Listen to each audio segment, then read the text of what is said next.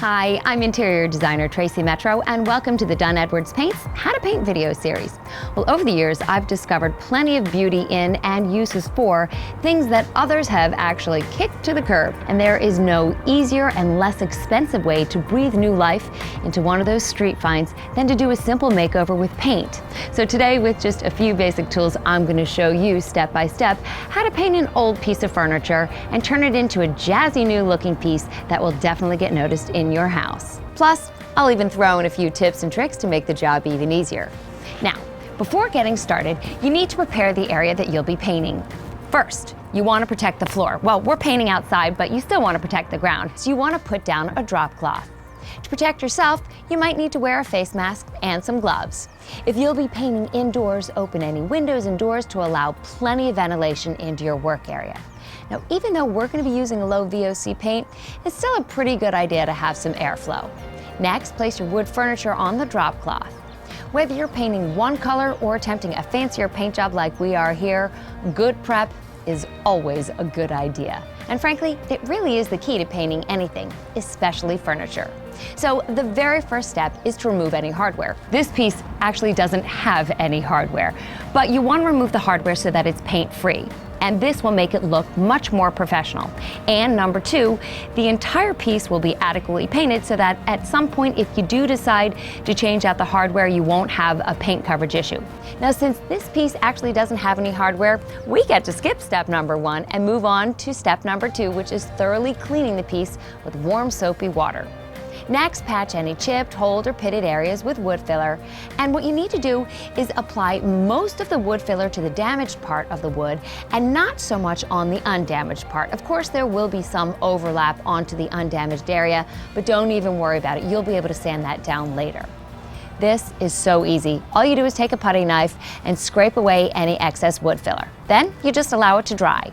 Now, if you're going to replace any of that hardware, what you need to do is fill in those wood holes and drill the new ones.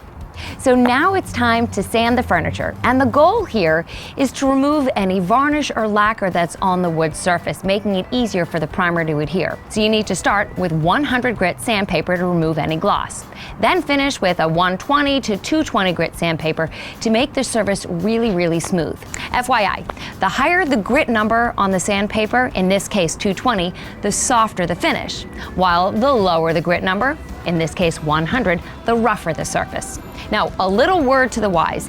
If you're refinishing a large piece of furniture, you might want to use a palm or a hand sander so that your hands don't get too tired sanding all day long. And remember, always sand with the grain, never across the grain, and worse, never in a circular motion, because ultimately what that'll do is it'll show scuffs when you finish the piece. Now, if your piece has scroll work or other detailed indentations, make sure to sand those areas by hand just enough to be flush with the rest of the piece. Now, this really could take some time, but do me a favor, don't rush it. Remember, good painting is all in the prep.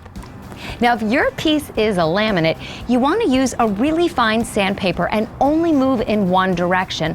What we're doing is we're creating a way for the paint to bond, and you need to start with a high adhesion primer.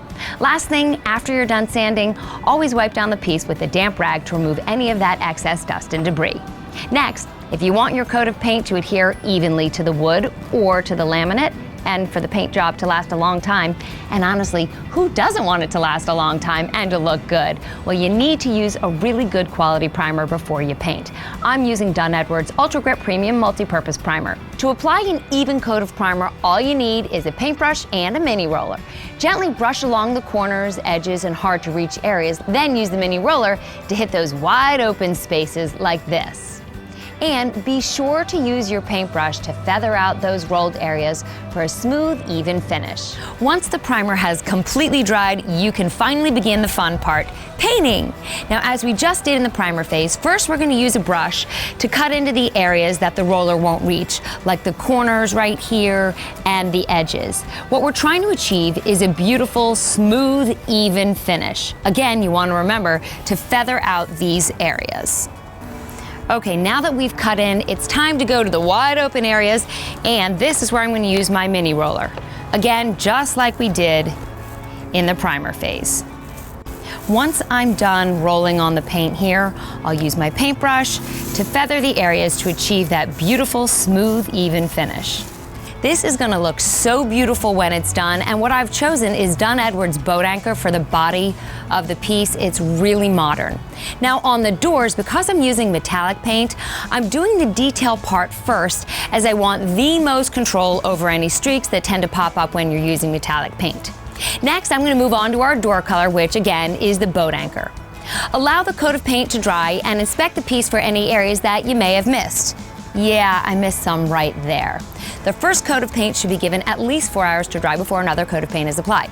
So ask yourself, do I need a second coat of paint? Well, in this case, you absolutely do. And I would venture to say, in most cases you do, because one coat of paint might be a good looking job, but 2 coats of paint could mean a professional looking job.